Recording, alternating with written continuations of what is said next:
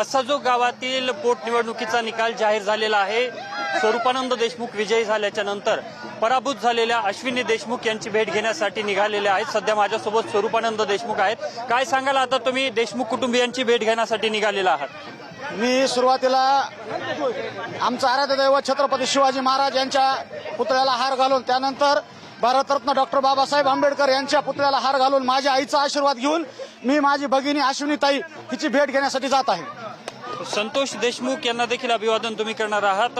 नेमका आता त्यांच्या कुटुंबियांची भेट घेतल्याच्या नंतर आता निवडणुकीमध्ये तुम्ही विरोधात उभे होतात, हे सगळं आता तुम्ही विसरून त्यांच्यासोबत न्यायाच्या लढाईत उतरणार आहात? मी संतोष देशमुखांच्या कुटुंबाच्या विरोधात नव्हतो, मी एका वाईट प्रवृत्तीच्या विरोधात उभा होतो।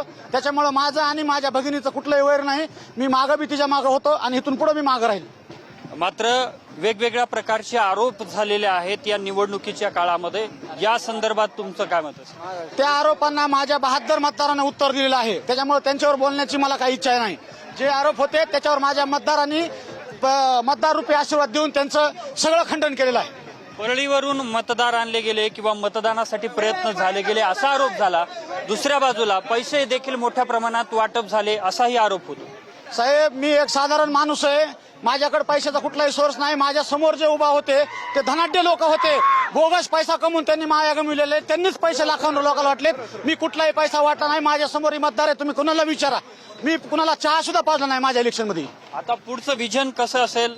संतोष अण्णा देशमुख यांच्या स्वप्नातलं गाव करण्यासाठी देशमुख कुटुंबीय असेल किंवा गावकरी असतील, यांचं मत होतं की यासाठी प्रयत्न झाले पाहिजेत, त्यासाठी तुम्ही प्रयत्न करणार आहात का? संतोष देशमुखला ज्याप्रमाणे मसाजोग अभिप्रेत होतं ते 100% मी सहाय्य करील आणि त्यांना एक प्रकारे श्रद्धांजली अर्पण करील।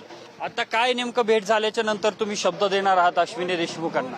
मी त्यांना एकच शब्द देणार आहे, इथून मागं मी त्यांच्या लढ्यामध्ये खंबीरपणे उभा होतो आणि यानंतरच्या काळातही संतोष देशमुख यांना न्याय मिळेपर्यंत तिच्यासोबत असेल आणि जे संतोषचं स्वप्न असेल ते मी पूर्ण करण्याचा 100% प्रयत्न करीन। तुम्ही यापूर्वी म्हणाला होतात की या मागे राजकारण केलं जातंय काही लोकांकडून, कोण नेमकं यामध्ये राजकारण संतोष करतंय? देशमुखचा लहान भाऊ राजकारण करतो। नक्कीच आपल्यासोबत स्वरूपानंद देशमुख होते, ज्यांनी आता अश्विनी देशमुख यांची भेट घेऊन त्यांच्या या न्यायाच्या लढाईमध्ये आपण कायम सोबत राहणार, ते माझी भगिनीला मी भेटणार अशी त्यांनी प्रतिक्रिया दिली। दुसऱ्या बाजूला धनंजय देशमुख हे राजकारण करत असल्याचा त्यांनी आरोप केला आहे। कॅमेरा पर्सन विकी चव्हाण सह मी अशोक काळकुटे, TV9 मराठी, मस्साजोग भेट।